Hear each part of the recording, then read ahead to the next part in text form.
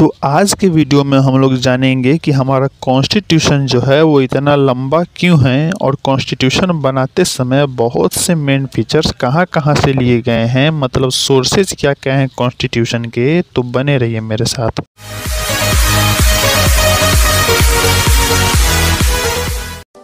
तो सबसे पहले देखते हैं हमारा कॉन्स्टिट्यूशन इतना लंबा क्यों है।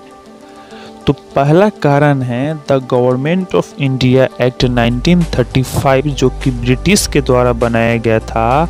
ये कोर है इंडियन कॉन्स्टिट्यूशन का, या आप कह सकते हैं बेस है इंडियन कॉन्स्टिट्यूशन का, और ये खुद ही इतना ज़्यादा बड़ा है।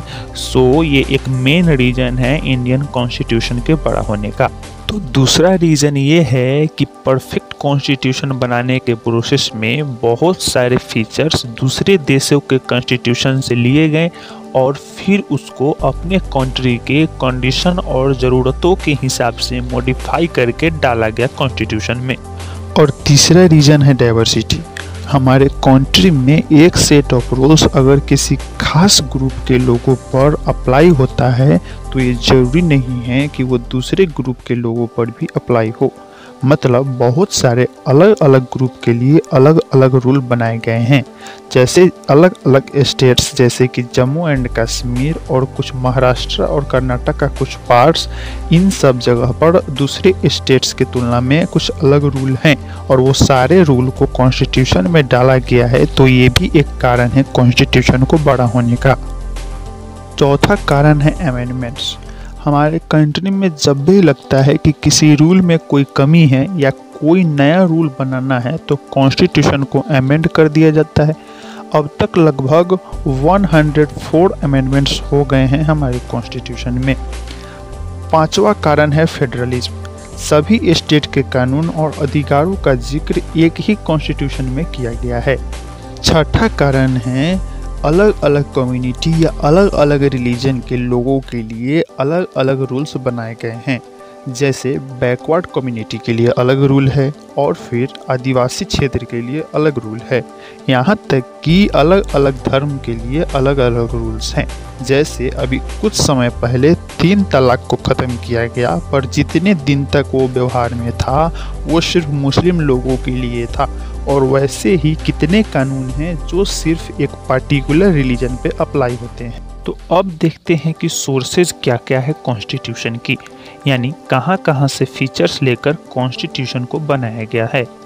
तो पहला सोर्स है गवर्नमेंट ऑफ इंडिया एक्ट।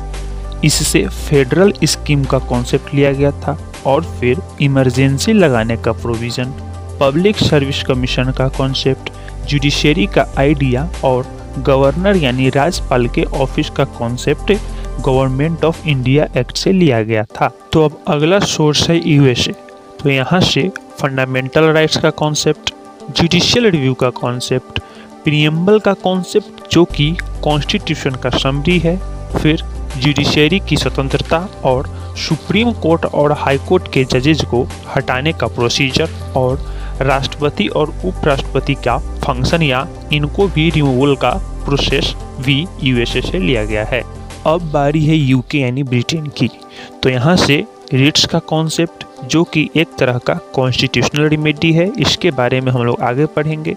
फिर parliamentary form of government, single citizenship का आइडिया और रूल ऑफ लॉ का कॉन्सेप्ट जो कि यह कहता है कि देश में कानून सर्वोच्च है ना कि गवर्नमेंट, वो भी यूके से लिया गया है। फिर लेजिस्लेटिव प्रोसीजर, कैबिनेट सिस्टम का आइडिया और पार्लियामेंट्री प्रिविलेजेस का कॉन्सेप्ट भी यूके से लिया गया है। तो अगला सोर्स है आयरलैंड।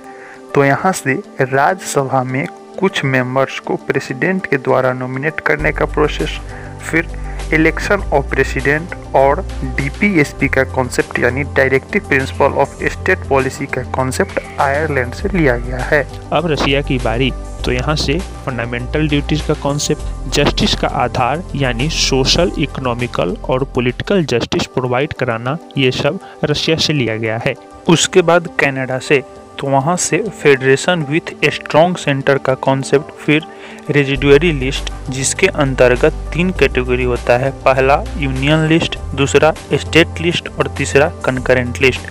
हालांकि कंकरेंट लिस्ट का कॉन्सेप्ट कनाडा से नहीं लिया गया था। फिर advisory jurisdiction of supreme court और स्टेट के गवर्नर को सेंटर के द्वारा अपॉइंट किए जाना, ये सब कनाडा से लिया गया था। तो अब ऑस्ट्रेलिया से, तो यहाँ से रेजिडुअरी लिस्ट के अंतर्गत जो कंकरेंट लिस्ट था वो ले गया था। उसके बाद व्यापार और वाणिज्य की स्वतंत्रता, फिर पार्लियामेंट के दोनों हाउसेज का ज्वाइंट सीटिंग का कॉन्सेप्ट ऑस्ट्रेलिया से लिया गया था। अब देखते हैं साउथ अफ्रीका से।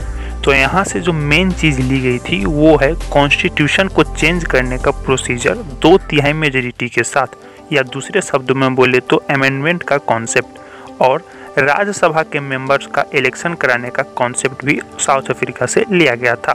फिर जर्मनी से ये कॉन्सेप्ट लिया गया था कि लोगों के फंडामेंटल राइट्स को इमरजेंसी के दौरान सस्पेंड कर दिया जाएगा।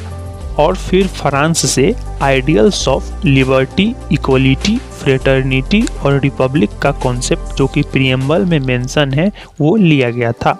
Last but not the list Japan से प्रोसीजर एस्टेब्लिश्ड बाय लॉ का कॉन्सेप्ट, जो कि यह कहता है कोई भी लॉ तभी वैलिड है जब उसको बनाते समय सही प्रोसेस को फॉलो किया गया हो, वो कॉन्सेप्ट जापान से लिया गया था। तो ये सब कुछ प्रोविज़न थे जो कि दूसरे देशों से लिए गए थे। उम्मीद है आपको सब समझ में आया होगा। ऐसे ही वीडियोज़ के लिए चैनल को सब्सक्राइब करें और वीडियो को लाइक करें। जय हिंद।